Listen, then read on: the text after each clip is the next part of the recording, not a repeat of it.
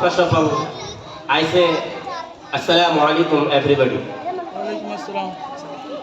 Respected principal, teachers, villagers, and my dear Islamic brothers and sisters who has given me this golden chance. I would like to deliver a short speech on the topic of Independence Day.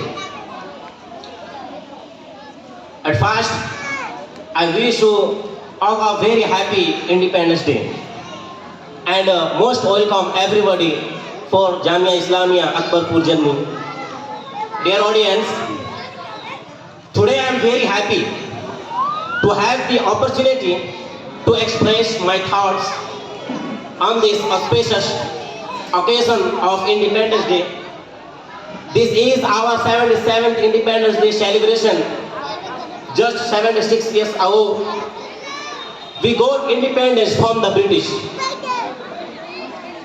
The story of our struggle is freedom and a struggle very big, which cannot be described in one day. Independence Day is very important for every Indian. Dear friends,